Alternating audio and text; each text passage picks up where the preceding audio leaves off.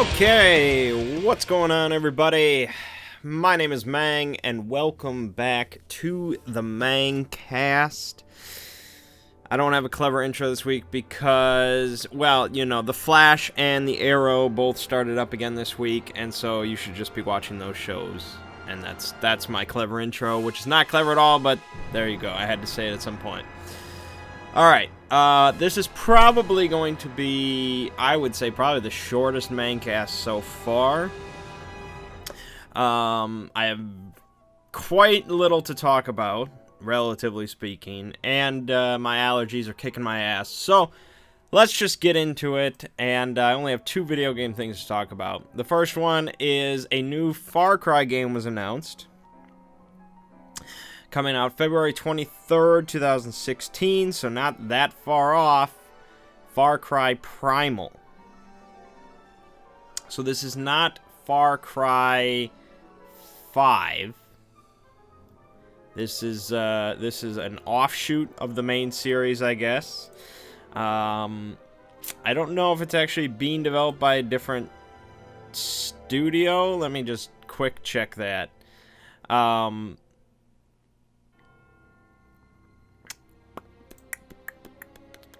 No, it's actually, they're both, it's all Ubisoft Montreal, so, yeah, I guess it's all the same thing. Yeah, it's coming out for PS4 and Xbox One in February, PC in March, and it's set in the Stone Age. And there's no supernatural stuff, or it's not like Turok or anything like that. You're literally playing a hunter in the Stone Age, and you've got a bow and arrow and spears and probably hatchets and things like that, and there's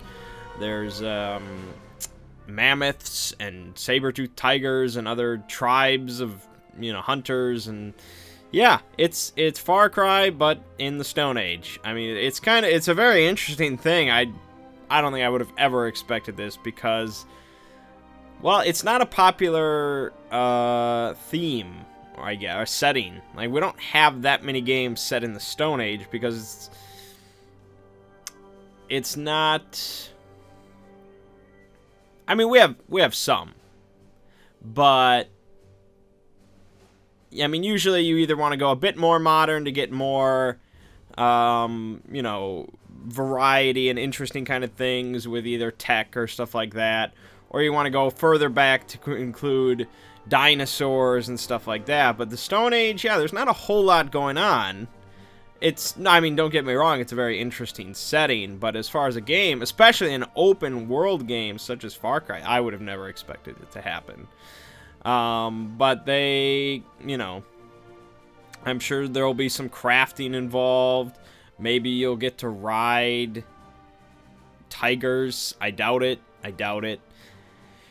And they said that, you know, there's a lot of, like, interaction between the various elements of the game, between the other tribes and the animals and the ecologies and things like that. So, yeah, I mean, it could be interesting. I think it's definitely one to try, just for kind of how ambitious it is to have an open world game set in the Stone Age. Apparently you start out with, like, no weapons or any resources or anything like that, and you kind of have to build up your tribe and start hunting and eventually take down some big shit. Alright, so that's pretty cool. Coming out in just a few months. Alright, the other big thing from this week, at least, like, I checked over the news for the whole week. There really wasn't a lot for me to talk about. Really not much at all. But this was the big thing that I wanted to mention. And this has to do with the Microsoft HoloLens. Microsoft held an event this week. And there was a live HoloLens demonstration. Not the first one we've seen. We've seen this before. Most recently or notably at last E3. But this one was not Minecraft. This one was Project X, which I assume is a working title. And basically it featured a guy with a HoloLens on. And he had something in his hand. And I'm not sure if they made it clear that this was like a specific thing relative to the HoloLens, as in this was like a specific piece of technology you hold that is sold with the HoloLens that you have to use, or if it was just like a stick or something. I'm not sure. I assume the former. But anyways, once the demo actually began, his little handheld device turned into a HoloLens holographic augmented reality blaster. It looked pretty similar to something like in Dead Space. And the walls of the demo room started cracking open, and like a pod bursted through, and out of the pod came a bunch of augmented reality creatures. They scorpions, arachnids, some drones, and things like that. And he, the demoer, used his holographic blaster to shoot the creatures in augmented reality. If you haven't seen the demo, I recommend checking it out, because it is pretty crazy. It is, well, okay.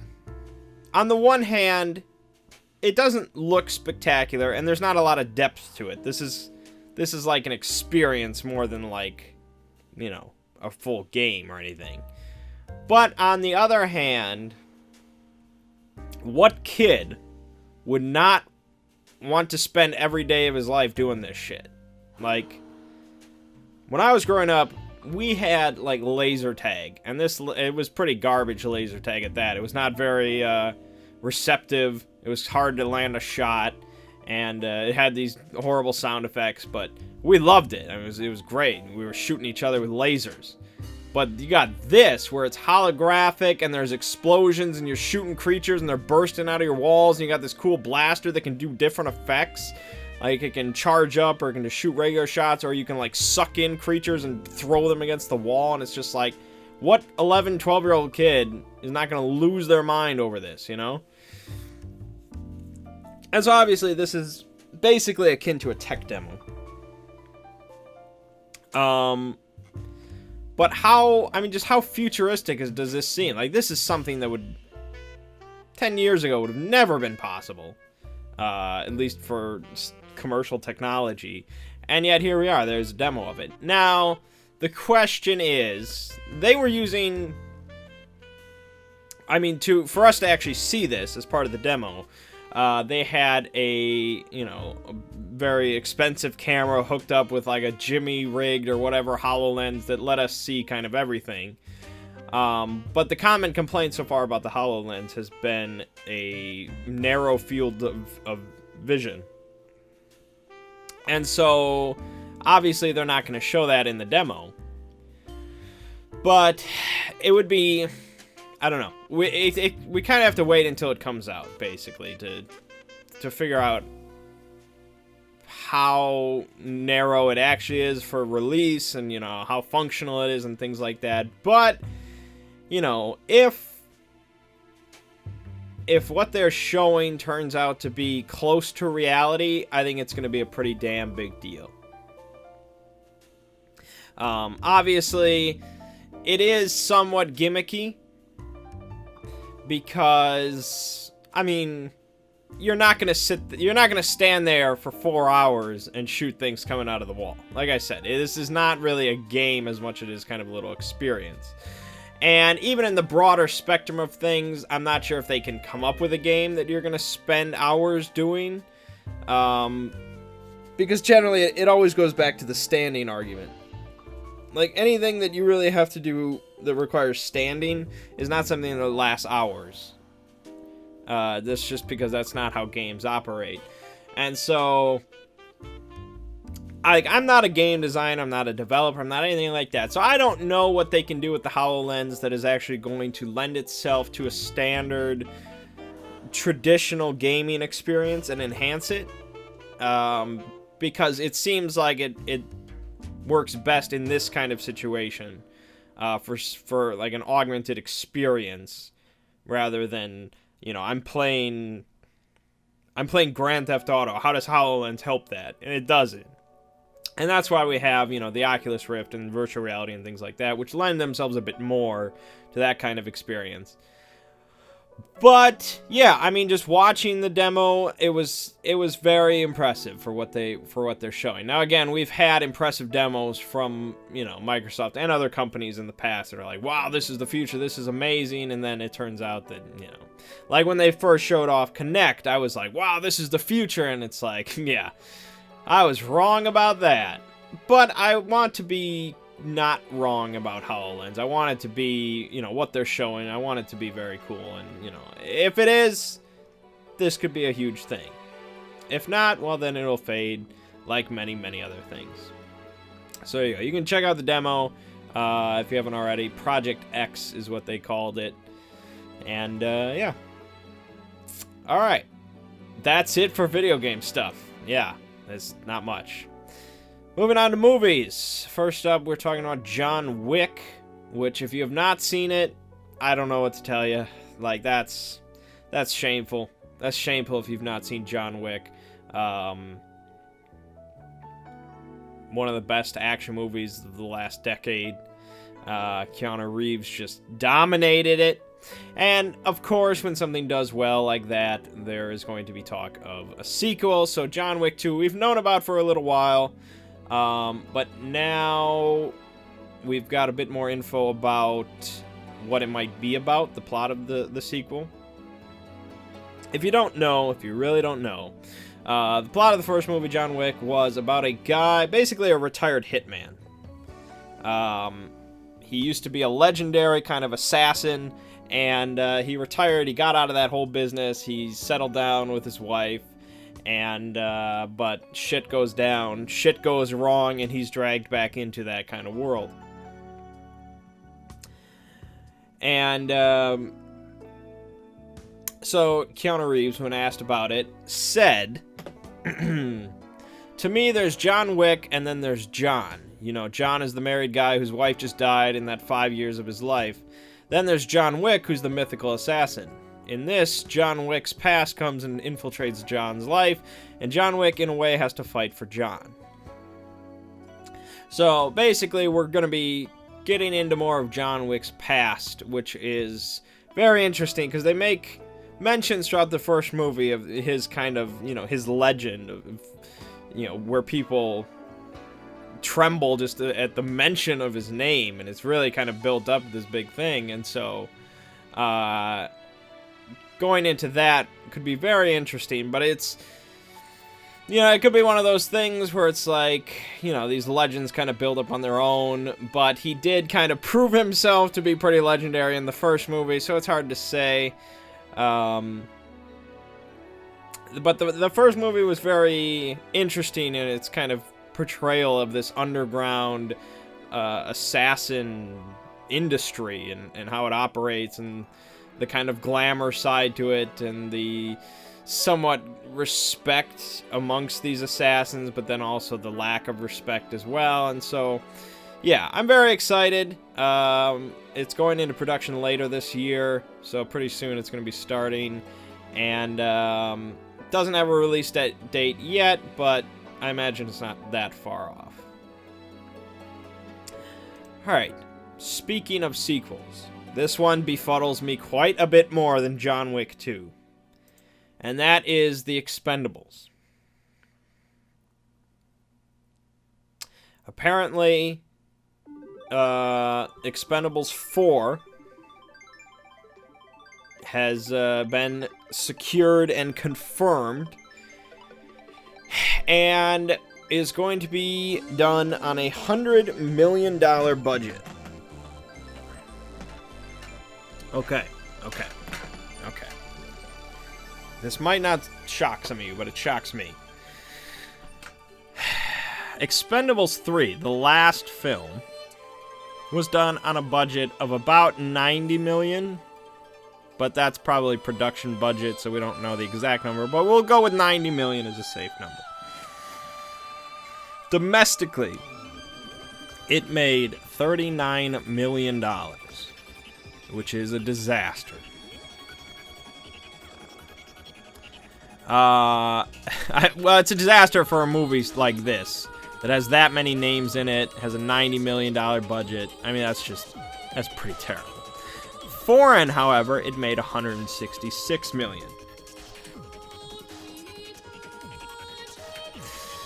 Okay, so that's quite a bit better. And total, it made $206 million.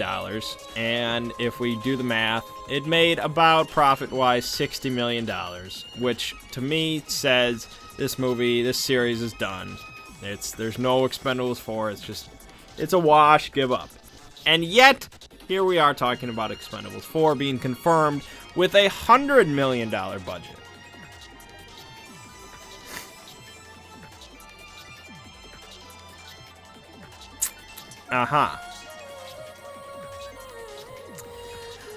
And so the answer is, why is this happening? Why is this getting a sequel? Who is funding this? Why are they funding this? Well, the answer is Millennium Films and New Image, which were the production companies behind the first 3 Expendable movies, made a deal with 2 other companies. Apparently, one is SSXH, I guess, and the other is Max Screen. Probably you've never heard of either of these companies. And that is because they are Chinese companies. They are based in Beijing. Yes. And I've mentioned this a few times in the past about how China is becoming a very big deal in the movie industry. And it's for reasons like this. China can bankroll these projects, such as like this. And in part of the deal, they are, these companies are required to film generally a big part in China and to expand kind of the Chinese, name and image amongst Hollywood and, the movie industry. The latest Transformers was a very big part of this. And so, Expendables 3 barely made $40 million domestically, but it made, more than double that in China. It was a big hit in China.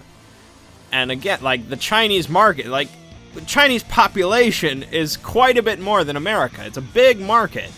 And so, yeah, you can imagine the Hollywood is desperate to really cash in on that, and China is desperate, to bring more, just kind of grow in general. So, yeah.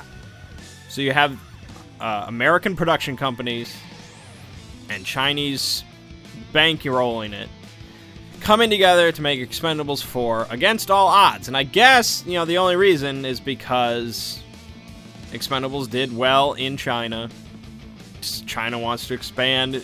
They have the money. They can do this. It's like, all right, you will pay for some of this. We can make this happen, but you come to China and you film some of it there. You make a big part. China is a big part of the plot usually, blah, blah, blah. And so, yeah, that explains it. That's really the only explanation that this movie would ever get made, unless Stallone himself was like, all right, I'll pay for it. But they announced the movie without any director or cast. So they're just like, yes, it's happening. We're making it. Yep. Here, it's coming. It's on the way. But we don't know anybody that's involved in the project at all. Now, of course, the movie will not happen without Stallone. I can't... It's not a thing without Stallone. So, okay, that will probably happen. Along with that, I don't really see Jason Statham dropping out, but okay. Past that, yeah, you have the other staples that have been around since the beginning. You have your Terry Crews and your Dolph Lundgren, your Randy Couture. But, yeah, I mean, he could pretty much get anybody for it, but I know he wanted like Hulk Hogan, he wanted Pierce Brosnan, the Rock said he would be involved. He would like to be involved, but only as a villain, and so they've always wanted Steven Seagal. It's hard to say. I don't know. I want to really like the Expendables movies. Like, they seem so everything that I love, and yet I've never been crazy really about any of them. I've always been excited about seeing any of them, but when I actually watch them, it's like, okay. And I guess it's what I expect, but they always have so much potential. And I think, I don't know. Domestic audiences, American audiences, definitely do not care about the Expendables anymore. Unless they do something very drastic with the fourth one. I mean, I don't see it cracking 25 million domestically. Now, the Expendables 3 was leaked, and it was PG-13, which definitely hurt it on both counts. So, I mean, that affected it. It was almost like a 50 million drop domestically from Expendables 2 to 3.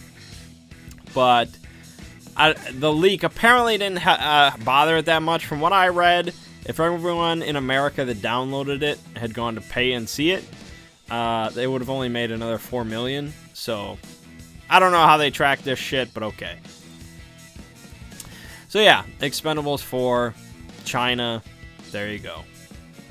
There you go. Alright, then the weird news for the day is from the Los Angeles Unified School District. And so the LA school system, apparently they allow film production companies to use some of their schools as temporary sets, basically for film productions.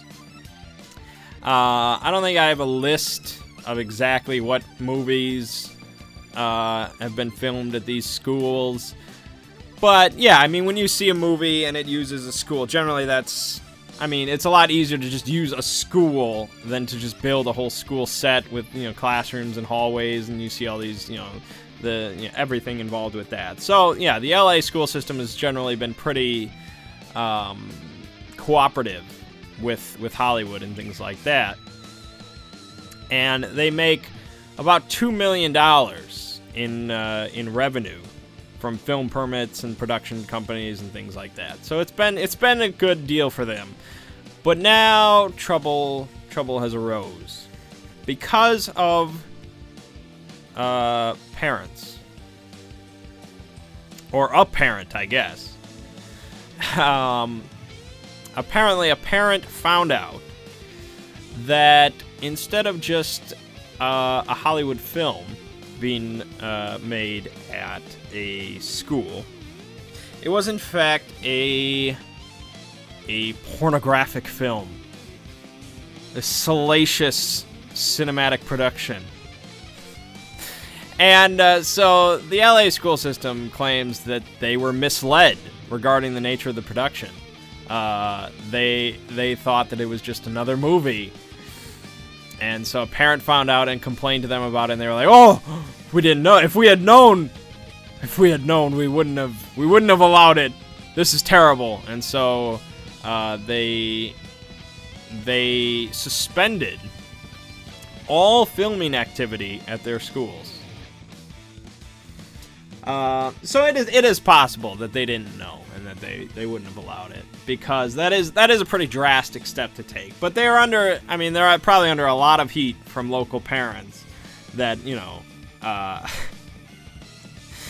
apparently there was public nudity involved and things like that. So I don't know, like, how subtle this porno company was about it, where they were just having chicks running around naked or something like that. But parents found out, they complained, and so now all filming has been suspended from the LA school district. Which is, that's pretty big. a bunch of productions then have to kind of they either have to find a private school, which would never happen, or they have to build sets, or they have to go out of LA to film it. So yeah, but yeah, it was pretty funny story that maybe somebody will actually make a movie about this situation at some point. I don't know, but yeah, chicks running around naked and someone screaming, "Won't someone please think of the children?" Alright, so moving on then to Mangg's movie recommendation of the week. This one is actually, I can't believe that I haven't mentioned it before.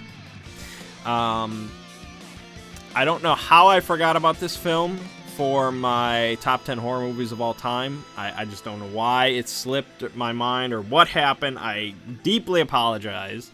If I remade that top 10 list now, I'm sure I would include it. And that movie is Pontypool. And Pontypool is a movie from 2008. It is a Canadian production. And it's based on a novel called Pontypool Changes Everything. And some might call it a zombie movie. It's not really. I don't want to go into plot or anything like that. The fact that some would call it a zombie movie, I guess, kind of tips you off. But basically, it is about a radio production crew consisting of like 3 or 4 people. And most of the movie takes place inside the radio, like, booth. Inside their little radio bunker. And Stephen McHattie is the lead star, playing Grant Mazzy. And he plays kind of a radio announcer, and he used to be in the big city, but now he's out here in the boondocks, just doing this little radio announcing gig.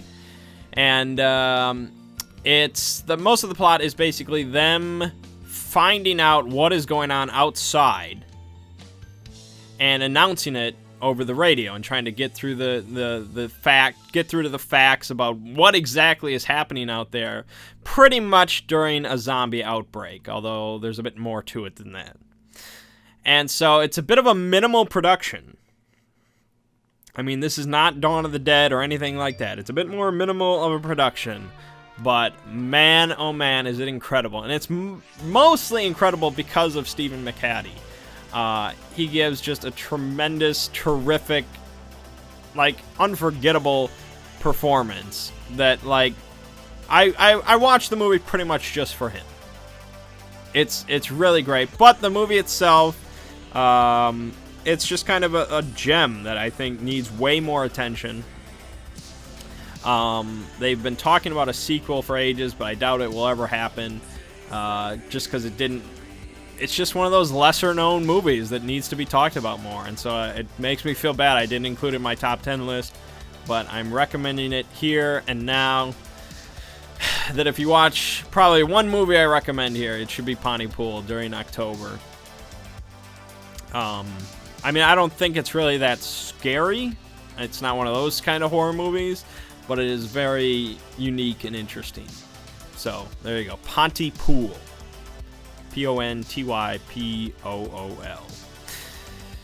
Alright, so final thing for today. Like I said, short episode. Final thing is talking about The Martian, which I saw this week, along with probably many other people. It's doing very well for itself.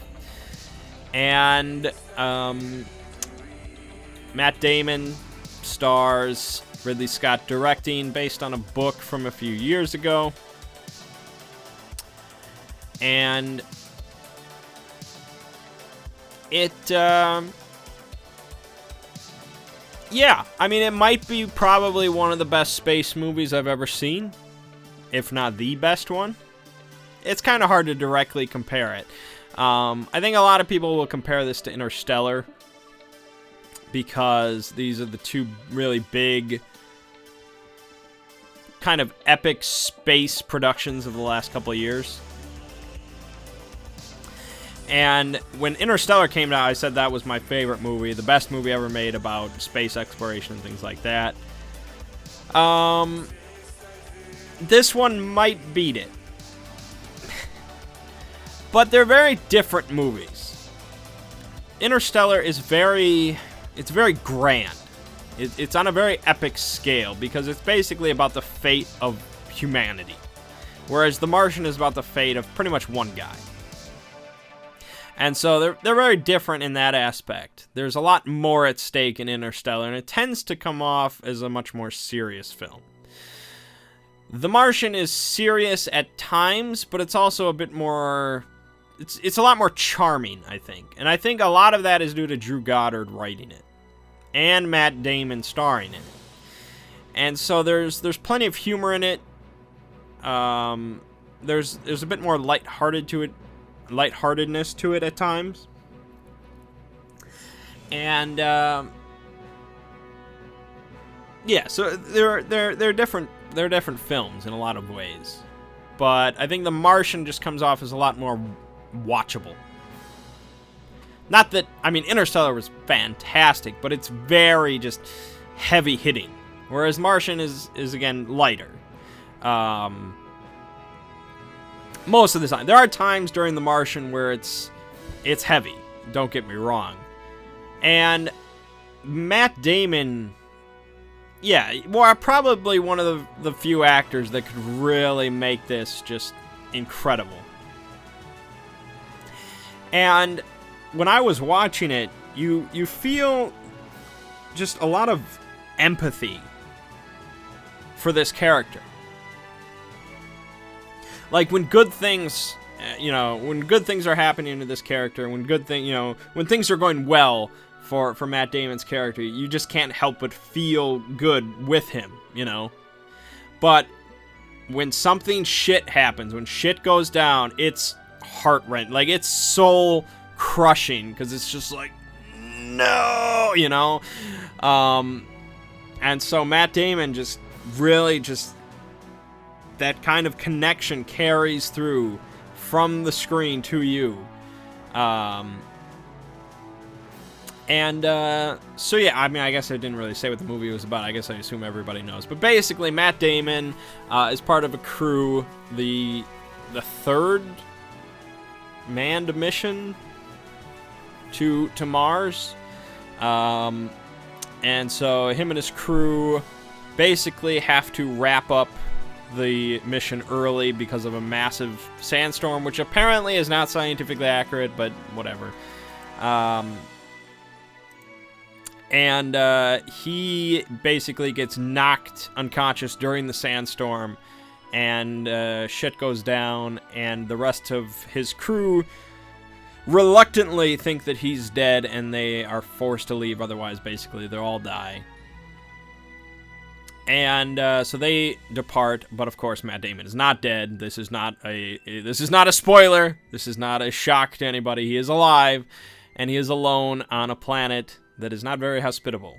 And so the movie is him kind of surviving on the planet on his own, and everyone else pretty much trying to rescue him, which is not as easy as it sounds. It's not like launching a rescue mission to an island on Earth. It's a big ordeal. And so there's a lot of science in the movie. There definitely is. It didn't feel as kind of like, again, compared to Interstellar's science was like, I don't know, it just seemed a lot more serious to it. Whereas The Martian made science...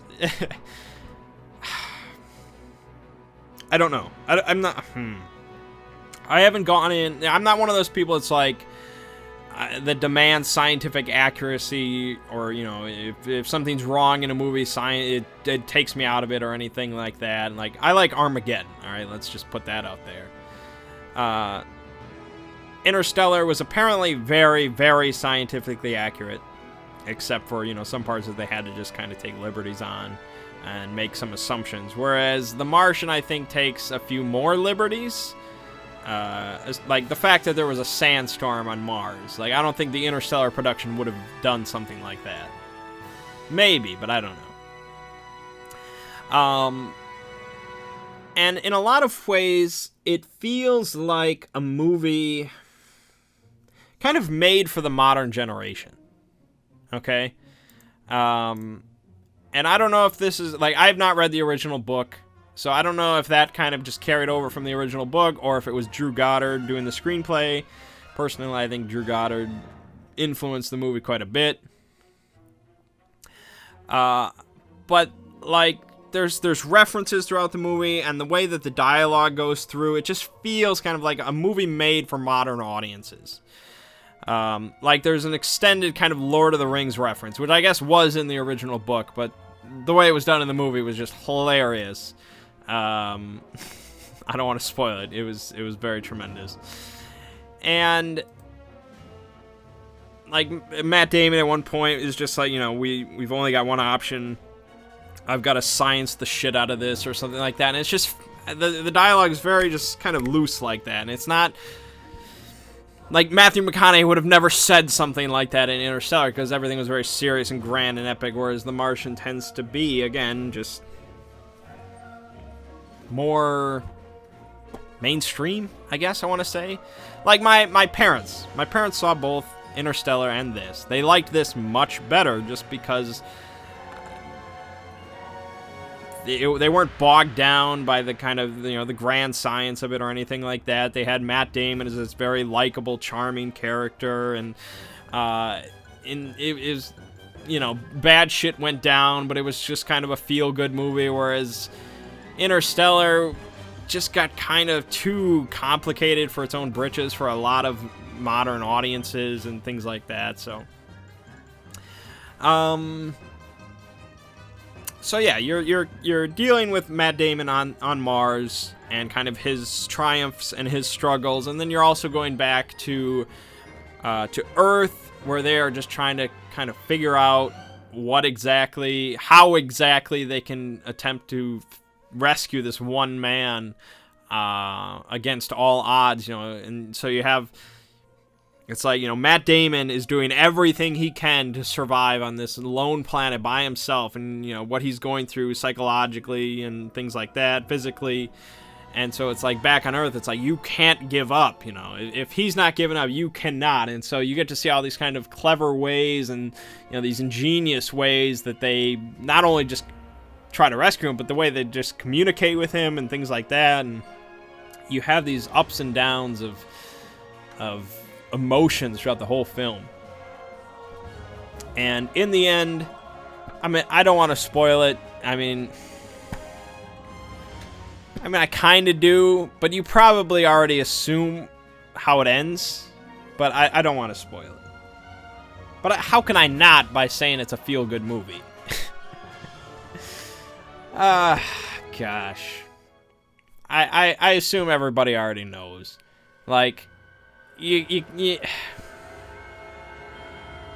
doesn't die, alright? I'll just put it out there. If that just breaks your world and you are pissed off at me, I'm sorry. I am sorry. He doesn't die. And so, yeah, it is a very feel-good movie. It's probably one of the best movies I've seen this year. I would absolutely watch it again, whereas I have yet to rewatch Interstellar, just because it's very heavy, whereas The Martian is just so much more consumable. Yeah, just very well done all across the board. You know, Ridley Scott wavered a bit with Exodus, but I think he was in fine form in this. Drew Goddard did a very good screenplay. Matt Damon, of course, pretty much carried the movie, but the supporting cast, like even Donald Glover was in there, which was funny. Sean Bean and, you know, Jeff Daniels as the head of NASA, and, you know, it was just a very good production, just very well done, and I think it's kind of reflecting that in the critic reviews, the audience ratings, the box office numbers. It's, yeah, just all around, you know, showcasing what good stuff Hollywood can still do. yeah, so hopefully this kind of ignites more science-related movies, space-related ambitions in real life and things like that. It's just one of those movies. It's just a big deal, you know. All right. So again, I apologize if I really spoiled something for those out there that were just. But if you haven't seen The Martian by now, come on. It's been out for like a week. All right. So yeah, again, light week this week. Not a whole lot to talk about. But that's just... I thought about just skipping it this week because there was not a lot to say, but I did want to talk about The Martian, and I did want to mention Pontypool, so... Yeah, the other just stuff kind of got thrown in. There's a lot of stuff that, like, when I read it, it's not like a huge piece of news, but it's like, okay, this is something to mention. But there's no real... Like, if I don't immediately think of something to discuss about it, I figure it's not a good topic. Like, I don't want to have to try and stretch for something to say about it. Like, on the Late Show, they had Sean Murray from Hello Games on there, and he showed Stephen Colbert No Man's Sky. And it's like, okay, you know, that's pretty crazy that he's, you know, this guy from this small company is on the Late Show to show off a video game, and it's like, look at that. But there's not a lot for me to discuss about it. It's just like, okay, that's really cool, and then all right. So there's a lot of stuff like that I skip over because I like to discuss things rather than just read off pieces of news. If I had other people on here to talk with me, then okay, maybe discussions could be a bit more involved about all sorts of different things. This could be a 2-hour show, and we could get into all sorts of stuff, but it's just me, and I just have myself to discuss things with, so there you have it. Alright, so my name is Mangg. This has been the Manggcast for October 10th, 2015. And I'll see you fine folks next week.